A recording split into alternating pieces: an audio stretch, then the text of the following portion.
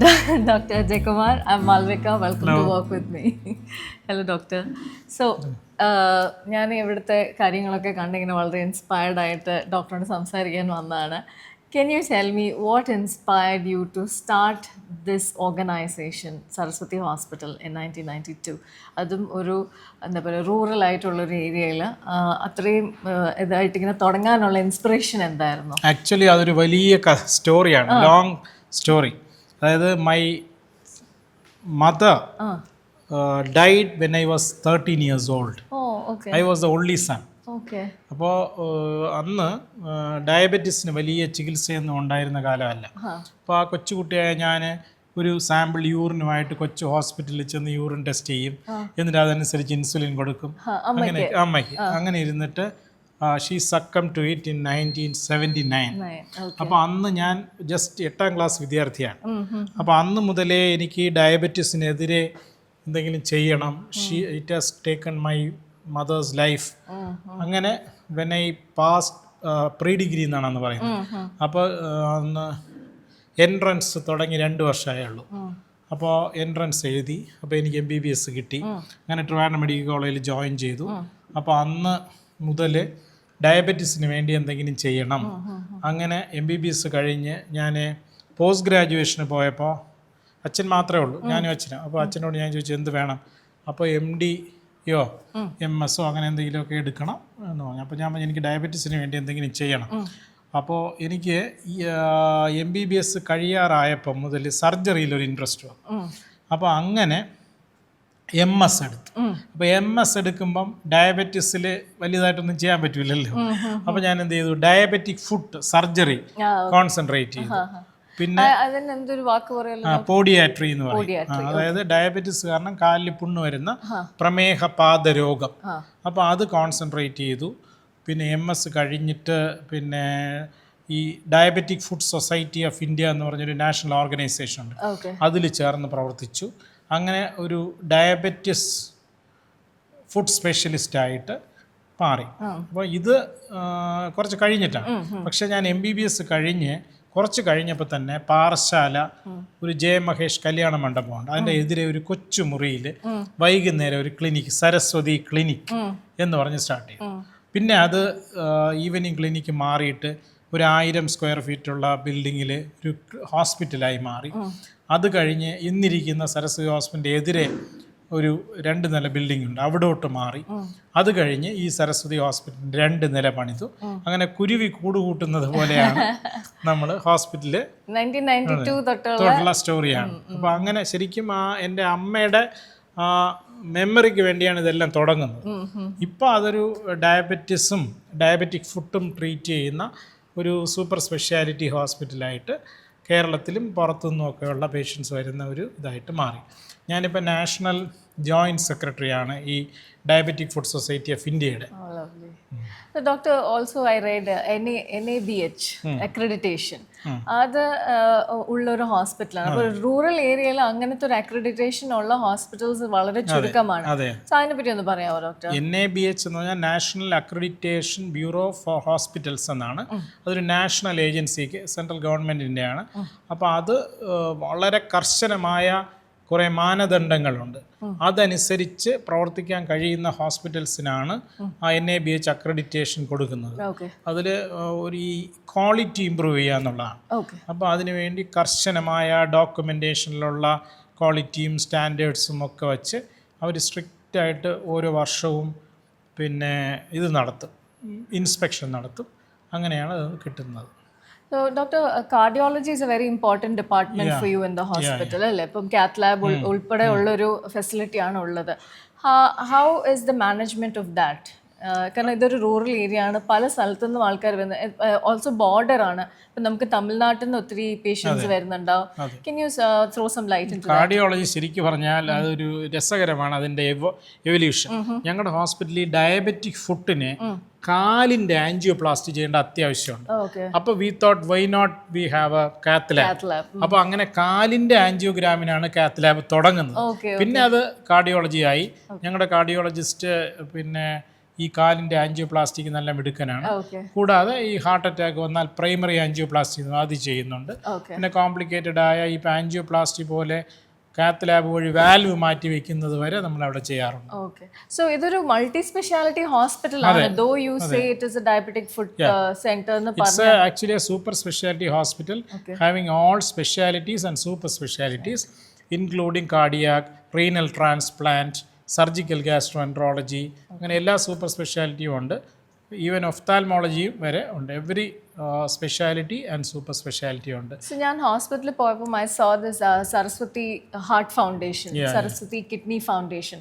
So ആ പേര് suggest ചെയ്യുന്നത് അതിൻ്റെ ഒരു സോഷ്യൽ റെലവൻസ് ഉള്ള കാര്യമാണെന്നാണ്. അപ്പം അത് എങ്ങനെയാണ് ഡോക്ടർ? അതായത് ആക്ച്വലി ഞങ്ങളുടെ ഒരു ബേസിക് ഒരു മുഖമുദ്ര തന്നെ ഈ സോഷ്യൽ കമ്മിറ്റ്മെൻ്റാണ്. വർഷങ്ങളായി, അതായത് ഒരു ഉദാഹരണം ഞാൻ പറഞ്ഞാൽ ഡയബറ്റിസ് കൺട്രോൾഡ് വില്ലേജസ് പ്രോഗ്രാം കഴിഞ്ഞ 15 വർഷമായിട്ട് ഓരോ വർഷവും ഒരു ഡയബറ്റിസ് കൺട്രോളിന് വേണ്ടി ഒരു ചെറിയ വില്ലേജിനെ തിരഞ്ഞെടുക്കും.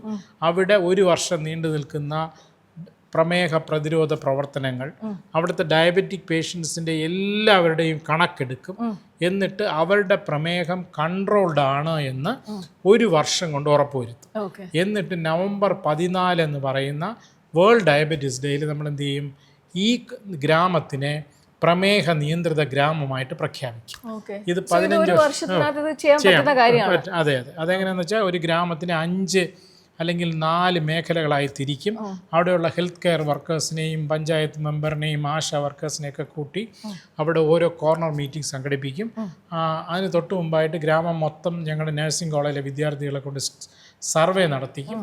എന്നിട്ട് അത് വെച്ച് ഡയബറ്റീസ് ഉള്ള പേഷ്യൻസിനെ ഒരുമിച്ച് വിളിച്ച് മീറ്റിംഗ് നടത്തി അവരുടെ ഷുഗർ സൗജന്യമായി പരിശോധിച്ച് ഓരോ ഡയബറ്റിക് പേഷ്യനെയും അവിടുത്തെ ഒരു സന്നദ്ധ സേവകൻ്റെ കയ്യിലാക്കും. ഒരു വർഷം അയാൾ ഈ രോഗിയുടെ ചികിത്സ മോണിറ്റർ ചെയ്യും. അങ്ങനെ അയാളെ ഒരു റെഗുലർ പേഷ്യൻ്റ് ആക്കാനും പിന്നെ ഡയബറ്റീസ് കൺട്രോൾ ആണെന്ന് ഉറപ്പുവരുത്താനും കഴിയും. ഓക്കെ, അപ്പം ഓൾസോ ടോക്കിംഗ് നമ്മൾ ഹാർട്ട് ഫൗണ്ടേഷൻ്റെ ഹാർട്ടിലെ ഹൃദയപൂർവ്വം എന്നൊരു പ്രോഗ്രാമുണ്ട്. ഭയങ്കര പൂവർ പേഷ്യൻ്റ് ആണെങ്കിൽ സൗജന്യമായി ഹാർട്ട് ഓപ്പറേഷൻ ചെയ്ത് കൊടുക്കുക. പിന്നെ ഈ ഡയാലിസിസ് സഞ്ജീവനി എന്ന് പറഞ്ഞിട്ട് സൗജന്യ ഡയാലിസിസ് പദ്ധതി ചെയ്യുക. അങ്ങനെ ഒരുപാട് പിന്നെ ചാരിറ്റി ചെയ്യാൻ വേണ്ടിയാണ് ഈ ഫൗണ്ടേഷൻ വെച്ചിരിക്കുന്നത്. ഇപ്പം നമുക്ക് തന്നെ ഒരു ധനികനായ ഒരാൾ അല്ലെങ്കിൽ അയാളുടെ വീട്ടിലൊരു വിശേഷമുണ്ട്, ഇത്ര ഡയാലിസിസ് ഞാൻ ഫ്രീ ആയിട്ട് ചെയ്യാനുള്ള പൈസ തരാം എന്ന് പറയും. അത് വെച്ച് ചെയ്ത് കൊടുക്കും. അങ്ങനെയൊക്കെ. ഡോക്ടർ, അപ്പം ഇതിൻ്റെ ഒരു എന്താ പറയുക സോഷ്യൽ കമ്മിറ്റ്മെൻറ്റും ഫിനാൻഷ്യൽ സസ്റ്റൈനബിലിറ്റിയുമായിട്ട് ഇത് എങ്ങനെയാണ് അത് മാനേജ് ചെയ്യുന്നത്? വളരെ റിലവൻ്റായ ചോദ്യമാണ്. ഇപ്പോൾ ഈ ഹോസ്പിറ്റൽ നടത്തുക എന്ന് പറയുന്നത് വളരെ ചിലവുള്ള ഒരു കാര്യമാണ്. പ്രത്യേകിച്ച് നമ്മുടെ ഈ സബർബൻ റൂറൽ ഏരിയാസിലെ പേഷ്യൻസിന് അധികം പേയിങ് കപ്പാസിറ്റിയും ഇല്ല. അങ്ങനെ വരുമ്പോൾ നമുക്ക് കിട്ടുന്ന വരുമാനം ലിമിറ്റഡാണ്. അപ്പോൾ അതിൽ നിന്നാണ് നമ്മൾ ഈ ചാരിറ്റി ചെയ്യുന്നത്. നമ്മുടെ ഡെവലപ്മെൻറ്റിൻ്റെ വെലോസിറ്റിയെ കുറച്ച് ബാധിക്കുമെങ്കിലും അത് ഒരു ഫിക്സഡ് ഡെപ്പോസിറ്റ് പോലെയാണ്. കുറേ കഴിയുമ്പോൾ നമുക്ക് തന്നെ ഗുണമുണ്ടാകും. അങ്ങനെ ഒരുപാട് ഗുഡ് വില്ലിനും പേഷ്യൻസിൻ്റെ ആ ഒരു ക്ലൈൻറ്റെയിലിനും ഒക്കെ സഹായിക്കുന്നുണ്ട്. അതുകൊണ്ട് ഈ ഫിനാൻഷ്യൽ ആസ്പെക്റ്റിന് അത്ര നമ്മൾ നഷ്ടമായിട്ട് കാണുന്നില്ല. So is there donations from old patients or എന്താ പറയുക പേട്രൻസോ അങ്ങനെ എന്തെങ്കിലും ഉണ്ടോ? ചെറിയ തോതിലൊക്കെ അങ്ങനെ കിട്ടുള്ളൂ. പേഷ്യൻസ് ഇപ്പം ഞങ്ങൾക്ക് സരസ്വതി ഹസ്തം എന്ന് പറഞ്ഞൊരു ചെറിയ ഫണ്ടുണ്ട്, കോർപ്പസ്. അപ്പോൾ അതിൽ ചില പേഷ്യൻസ് ഒക്കെ ഭയങ്കര ഹാപ്പി ആയിട്ട് എൻ്റെ കാല് മുറിച്ചു മാറ്റണം എന്ന് പറഞ്ഞതാണ്. ഇവിടെ വന്നപ്പോൾ ശരിയായി, ഞാൻ 2 കാലിൽ നടക്കുന്നു, അതുകൊണ്ട് ഇതുപോലെയുള്ള പേഷ്യൻസിന് വേണ്ടി ഇത് ചെയ്യണമെന്ന് പറഞ്ഞിട്ട് ഡൊണേഷനൊക്കെ ആ കോർപ്പസിലോട്ട് ഇടും. പിന്നെ ഞങ്ങൾ അല്ലാതെ തന്നെ ഈ CSR പോലെയൊക്കെ കണ്ടുപിടിച്ച്, ഫോർ എക്സാമ്പിൾ റോട്ടറിയുമായിട്ട് ചേർന്ന് ഇപ്പോൾ ഒരു 24 ലക്ഷം രൂപയുടെ ഒരു വലിയ പദ്ധതി ഞങ്ങളിപ്പോൾ ഫിനിഷ് ചെയ്തേ ഉള്ളൂ. അതായത് ഞാനിപ്പോൾ പെൻഷനായ കാലത്ത് ഞാനിപ്പോൾ വോളണ്ടറി റിട്ടയർമെൻറ്റ് ആ പൈസ മുഴുവൻ ഉപയോഗിച്ച് ഞങ്ങളൊരു ചലിക്കുന്ന പ്രമേഹ പാദരോഗ ക്ലിനിക് ഉണ്ടാക്കി. ഒരു ബസ്സിനകത്ത് വെൽ ഫർണിഷ്ഡ് ആക്കി ഡയബറ്റീസിൻ്റെ എക്യുപ്മെൻറ്റ്സ് എല്ലാം വച്ചിട്ട് ഉണ്ടാക്കി. അപ്പോൾ ഈ ബസ് ഈ നാട്ടിലെ ഈ കടൽ തീരത്തും പിന്നെ മലമ്പ്രദേശത്തും ഒക്കെ പോയി അവിടെ ക്യാമ്പ് നടത്തി പാവപ്പെട്ട പേഷ്യൻസ് ഉണ്ടല്ലോ, കാലിൽ പ്രോബ്ലം ഉണ്ട്, പക്ഷെ അവർക്ക് പോലും അറിഞ്ഞൂടാ, അവരെ കണ്ടുപിടിച്ച് കൊണ്ടുവന്നിട്ട് സൗജന്യമായിട്ട് ശസ്ത്രക്രിയ ചെയ്ത് കൊടുക്കും. അങ്ങനെ ഒരു 24 lakhs പ്രോജക്റ്റ് ഇപ്പോൾ ചെയ്തു. റോട്ടറിയുമായിട്ട് ചാലഞ്ച് അങ്ങനെയൊക്കെ ഒരുപാട് കാര്യങ്ങൾ ചെയ്യുന്നുണ്ട്. ആ ബസ് ഇപ്പോഴും ഫ്രീ ആയിട്ടാണ് നമ്മൾ ചെയ്തു കൊടുക്കുന്നത്. ഇപ്പോഴും ഒരാൾ വന്ന് പറയുകയാണ്, ഒരു NGO വന്ന് പറയുകയാണ് ഞങ്ങൾക്കൊരു ക്യാമ്പ് നടത്തണമെന്ന് പറഞ്ഞാൽ ഞങ്ങൾ ആ ബസ്സും അതിൻ്റെ ഫെസിലിറ്റിയും എല്ലാം അവർക്ക് വിട്ടുകൊടുക്കും. അവിടെ പോയി ക്യാമ്പ് നടത്തും. ഈ ഇൻസുലിൻ ബാങ്കിനെ പറ്റി കേട്ടു ഞാൻ, സരസ്വതി ഫൗണ്ടേഷന്റെ ഭാഗമായിട്ട്. Can you shed some light on that? അത് ഒരു യുണീക്ക് ആയിട്ടുള്ള ഒരു ഇനിഷ്യേറ്റീവാണ്. അതായത് നമുക്കറിയാം, ഇൻസുലിൻ ജീവിതകാലം മുഴുവൻ എടുക്കുമ്പോൾ ഒരു സാധാരണക്കാരന് പോലും ചിലപ്പോൾ താങ്ങാൻ പറ്റില്ല. അപ്പോൾ ഇങ്ങനെ ഇൻസുലിൻ എടുത്തുകൊണ്ടിരിക്കുന്ന പാവപ്പെട്ടവരുടെ സ്ഥിതി ആലോചിച്ച് നോക്കുക. പെട്ടെന്ന് അവർക്ക് കയ്യിൽ കാശ് തീർന്നാൽ ഇൻസുലിൻ മുടങ്ങിപ്പോകും. അപ്പോൾ അവരാരോടും മിണ്ടൂല. ഇൻസുലിൻ പൈസ കിട്ടിയിട്ട് ഇൻസുലിൻ വാങ്ങിക്കാമെന്ന് വിചാരിക്കും. അപ്പോൾ അവരുടെ രോഗം മൂർച്ഛിക്കും, ആശുപത്രി കിടക്കേണ്ടി വരും, അങ്ങനെയൊക്കെ ഇഷ്യൂ വരും. അപ്പം ഇൻസുലിൻ എടുത്തുകൊണ്ടിരിക്കുന്ന പാവപ്പെട്ട രോഗികൾക്ക് ഇൻസുലിൻ മുടങ്ങുകയാണ്, സാമ്പത്തിക പരാധീനത മൂലം ഇൻസുലിൻ മുടങ്ങുകയാണെങ്കിൽ നമ്മുടെ ഇൻസുലിൻ ബാങ്കിനെ സമീപിക്കാം. ഇപ്പോൾ ഒരാഴ്ച കഴിഞ്ഞ് മോൻ്റെ പൈസ വരുവുള്ളൂ, അല്ലെങ്കിൽ വിധവ പെൻഷൻ ഒരാഴ്ച കഴിഞ്ഞ് കിട്ടുകയുള്ളൂ, അപ്പോൾ അതുവരെ എനിക്ക് ഇൻസുലിൻ വാങ്ങിക്കാൻ പറ്റില്ല. അപ്പോൾ ഞങ്ങൾ എന്ത് ചെയ്യും, ഇൻസുലിൻ ഫ്രീ ആയിട്ട് കൊടുക്കും. അപ്പോൾ ഞങ്ങൾക്ക് ഡയബറ്റിക് ക്ലിനിക് എന്ന് പറഞ്ഞൊരു 2000 മുതൽ സ്റ്റാർട്ട് ചെയ്തൊരു വലിയ സംഭവമുണ്ട്. 100-200 പേഷ്യൻസ് എല്ലാ മാസവും ഞങ്ങളുടെ ഹോസ്പിറ്റലിൽ വരും. സൗജന്യമായിട്ട് ഡയബറ്റീസിൻ്റെ ട്രീറ്റ്മെൻറ്റ് നമ്മൾ കൊടുക്കും. അപ്പോൾ അവരും നല്ല സുമനസ്സുകളും ഒക്കെ ഇൻസുലിൻ ഡൊണേറ്റ് ചെയ്യും, നമ്മുടെ ബാങ്കിലോട്ട് ഡൊണേറ്റ് ചെയ്യും. അപ്പോൾ ഞങ്ങളുടെ കയ്യിൽ 10-300 വയൽ ഇൻസുലിൻ എപ്പോഴും കാണും. അപ്പോൾ ഒരു പേഷ്യൻ്റ് ഇൻസുലിൻ വേണമെന്ന് 2 കുപ്പിയോ 3 കുപ്പിയോ കൊടുക്കാൻ നമുക്കൊരു ബുദ്ധിമുട്ടില്ല. പിന്നെ ഇൻസുലിൻ ലോൺ കൊടുക്കും ചിലർക്ക്. അതെങ്ങനെയാണെന്ന് വെച്ചാൽ പൈസ ഇല്ല, ഇപ്പം ഇൻസുലിൻ പോയി, എനിക്ക് 4 കുപ്പി ഇൻസുലിൻ തരും, ഞാൻ പലിശ സഹിതം 5 കുപ്പിയായിട്ട് തിരിച്ചു തരാം പൈസ വരുമ്പോൾ. ഇറ്റ്സ് എ പ്യുവർലി ഒരു സോഷ്യൽ ഇനിഷ്യേറ്റീവാണ്. അങ്ങനെ വളരെ സക്സസ്ഫുൾ ആയിട്ട് അത് നടക്കുന്നുണ്ട്. ഇത് ഈ 2000 പേരെന്ന് ഡോക്ടർ പറഞ്ഞത് പേഷ്യൻസ് ആണ്. 200 പേര് എല്ലാ മാസവും 10-200 പേരോളം ഞങ്ങളുടെ ഹോസ്പിറ്റലിൽ ഈ ഫ്രീ ഡയബറ്റിക് ക്ലിനിക് അറ്റൻഡ് ചെയ്യാൻ വരും. രാവിലെ വന്ന് ഫാസ്റ്റിംഗ് ബ്ലഡ് ഷുഗർ നോക്കിയിട്ട് അവർ പിന്നെ ഡയബറ്റീസിനെ കുറിച്ചുള്ള ക്ലാസ് ഒക്കെ അറ്റൻഡ് ചെയ്തതിന് ശേഷം പോസ്റ്റ് പ്രാൻഡിയൽ ബ്ലഡ് ഷുഗർ, രണ്ടാമത്തെ ഷുഗർ നോക്കി ഞങ്ങൾ മരുന്ന് എഴുതി കൊടുക്കും. അത് കംപ്ലീറ്റ്ലി ഫ്രീ ആണ്.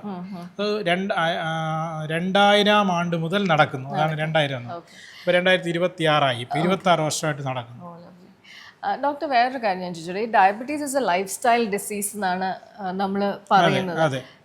Can you shed more light into that? അതായത് ഇപ്പം ഒരു സാധാരണ ഒരാൾക്ക് എനിക്ക് ഷുഗർ വന്നു അല്ലെങ്കിൽ ഡയബറ്റീസ് വന്നു എന്നാൽ ഇതിൻ്റെ നെക്സ്റ്റ് സ്റ്റേജ് എന്താണ്? ഇതൊരു ക്രോണിക് സ്റ്റേജിലോട്ട് പോവാതിരിക്കാൻ വേണ്ടിയിട്ട് അവർ എന്താണ് ചെയ്യേണ്ടത്?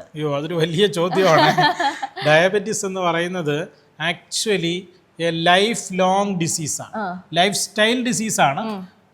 ഒരിക്കലും ആ അസുഖം വന്ന ആളിനെ നമുക്കൊരു ന്യൂമോണിയ വന്ന് ഭേദമാവുന്ന പോലെ ഭേദമാവില്ല.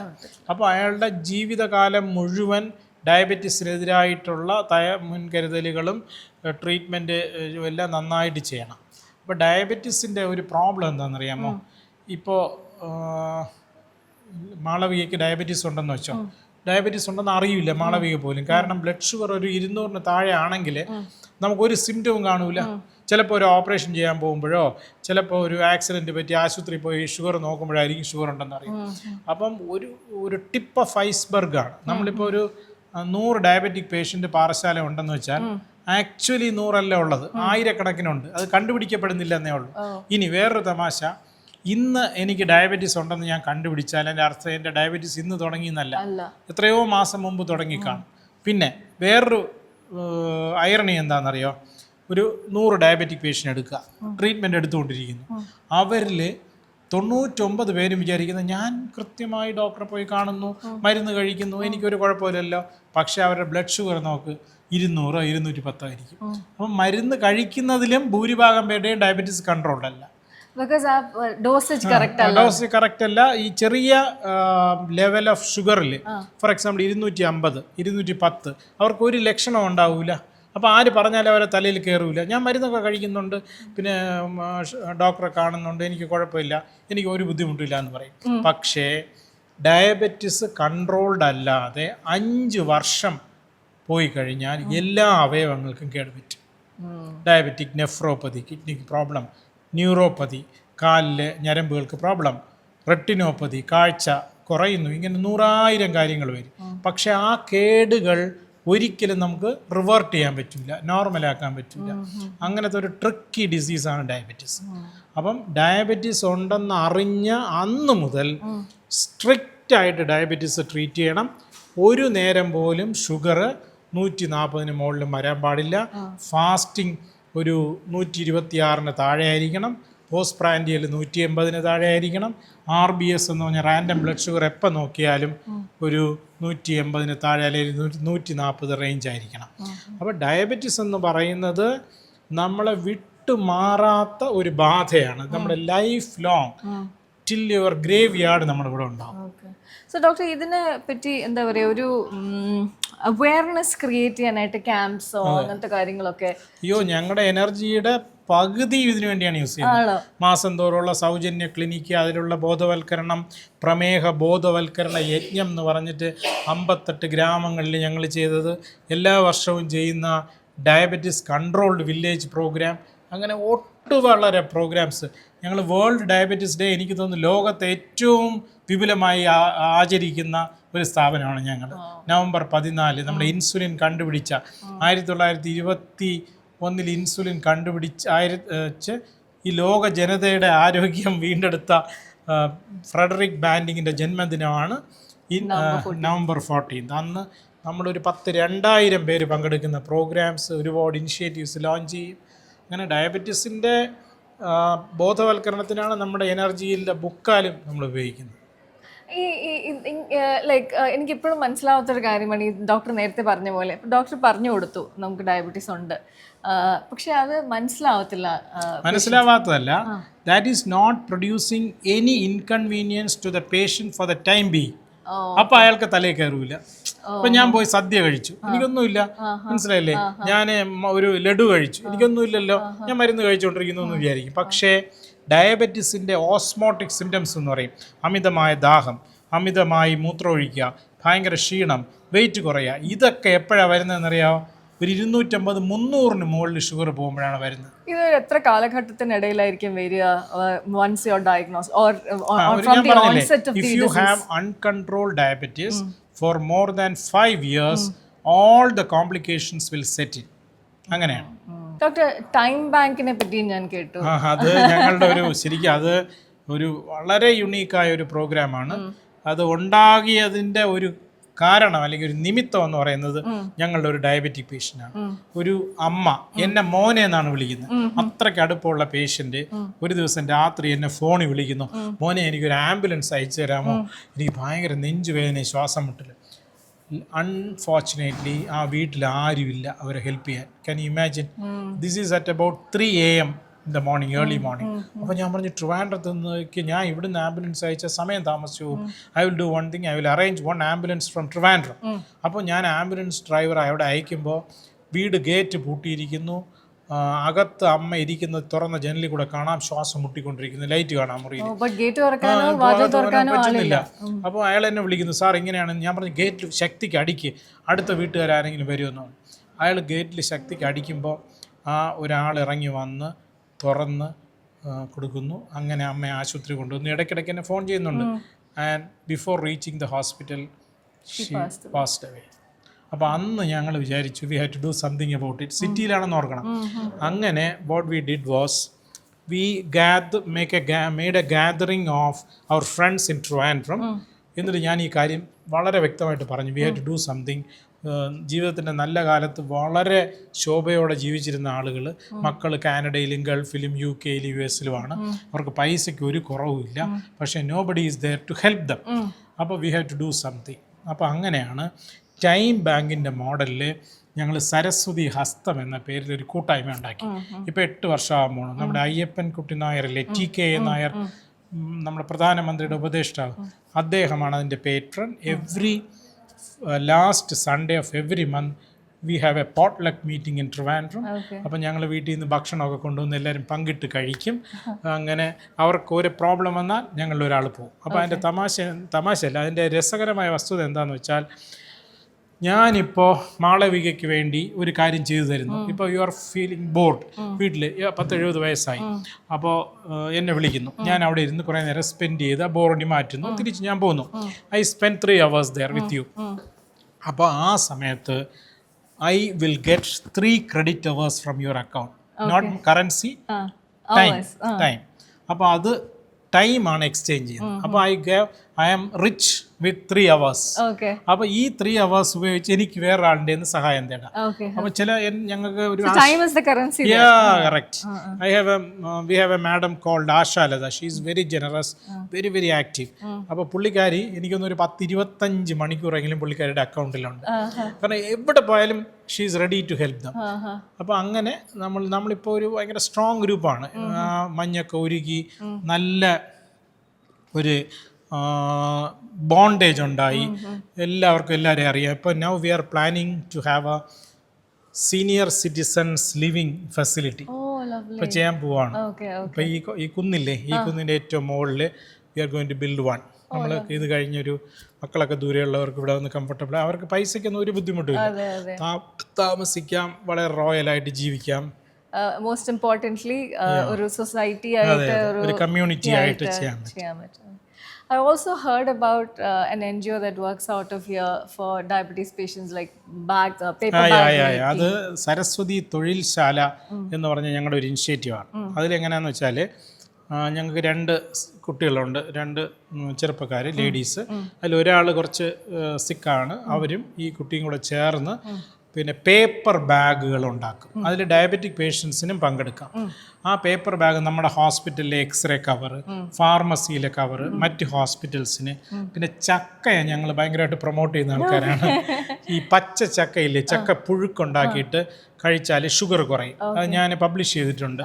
അപ്പോൾ അത് ചക്കയുടെ പ്രോഡക്ട്സ് ഉണ്ടാക്കും. അപ്പം ഞങ്ങളുടെ ഔട്ട്ലെറ്റ്സിൽ കൂടെ തന്നെ അത് വിൽക്കും.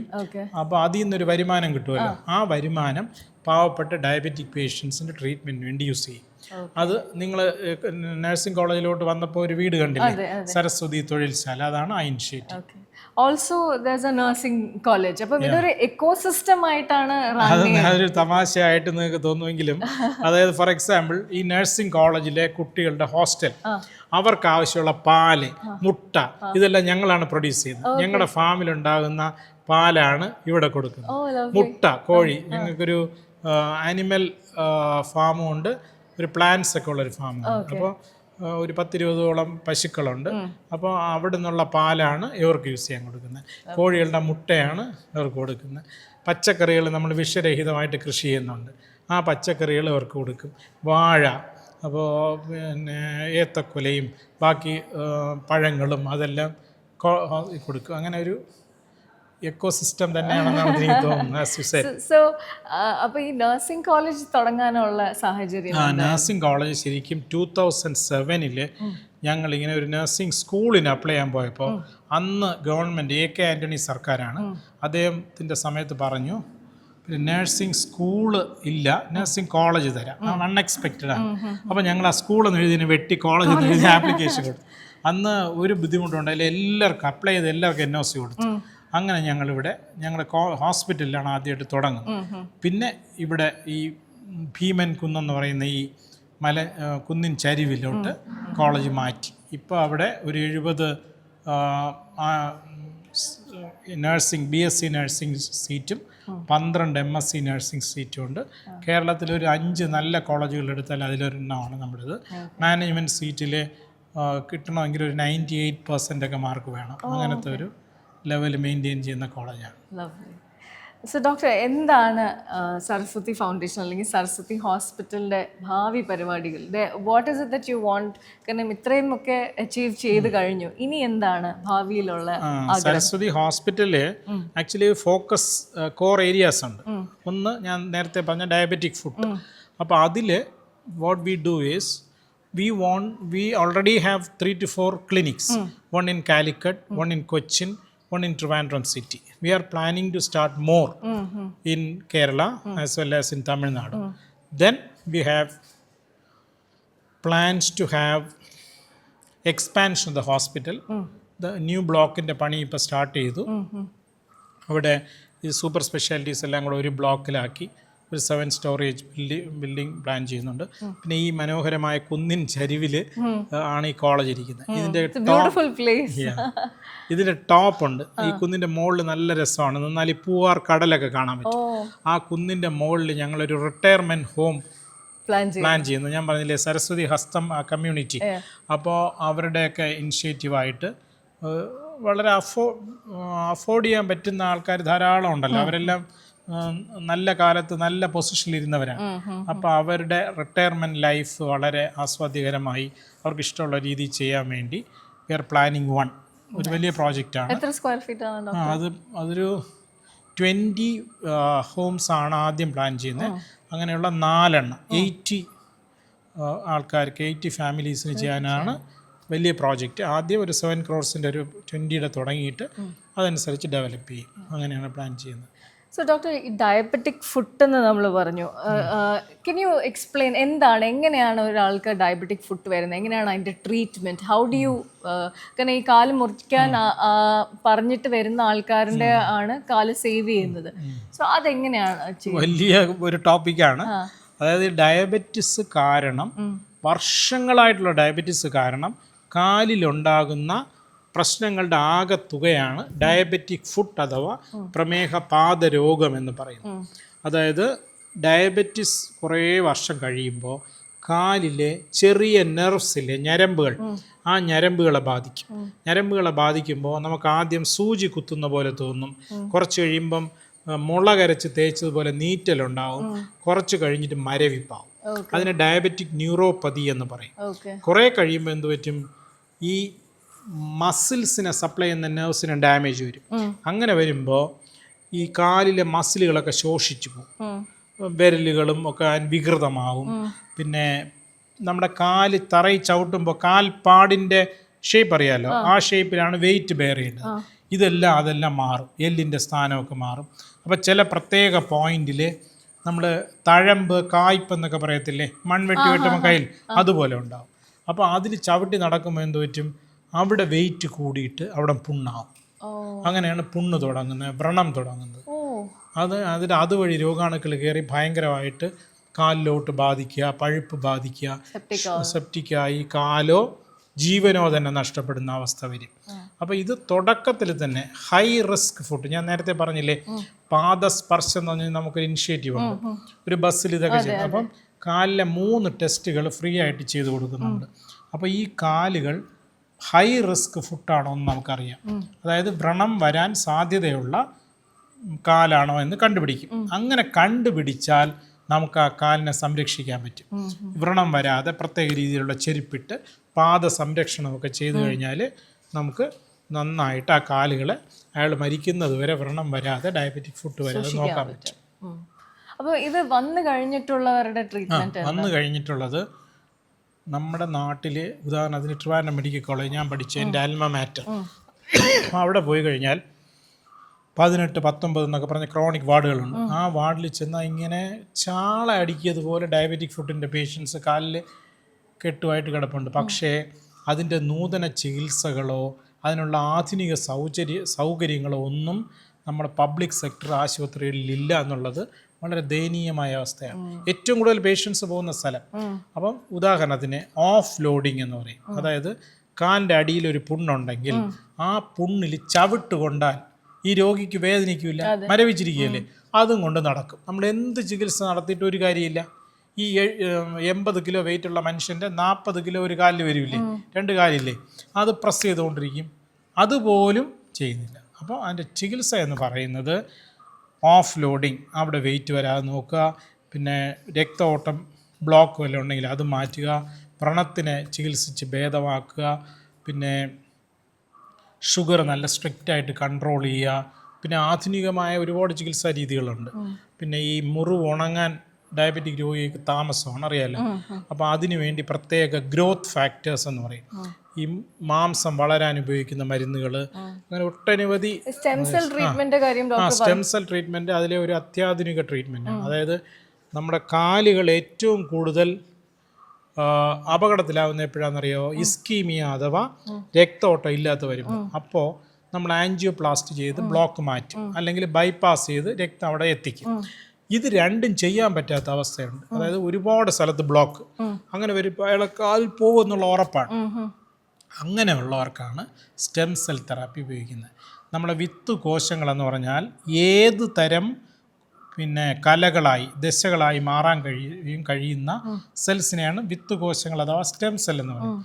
അപ്പോൾ ഈ വിത്ത് കോശങ്ങളെ കാൽവണ്ണയിലെ മസിലിൽ കുത്തിവെക്കും ആ കാലിൽ. അപ്പോൾ എന്ത് പറ്റുമെന്ന് അറിയാമോ? അത് ഈ പുണ്ണുള്ള സ്ഥലത്ത് ചെന്നിട്ട് രക്തക്കുഴലിനെ ഉണ്ടാക്കും. രക്തക്കുഴലിനെ സൃഷ്ടിക്കും.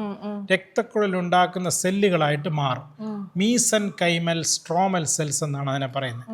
അത് രക്തക്കുഴലിൽ പുതിയ രക്തക്കുഴൽ ഉണ്ടാക്കി ബ്ലോക്ക് ഇല്ലാത്ത ഭാഗത്ത് നിന്ന് ആ രക്തം പുതിയ രക്തക്കുഴലിൽ കൂടെ അവിടെ പോകും. അതാണ് സ്റ്റെംസ്. നമ്മുടെ ഹോസ്പിറ്റലിൽ റെഗുലറായിട്ട് ചെയ്യുന്നതാണ്. അങ്ങനെ അതിനൂതനമായ ഒരുപാട് ചികിത്സാ രീതികൾ ലഭ്യമാണ്. പക്ഷേ സങ്കടകരമായ വസ്തുത ഇതൊന്നും പാവപ്പെട്ട ജനതയ്ക്ക് ലഭ്യമല്ല എന്നുള്ളതാണ്.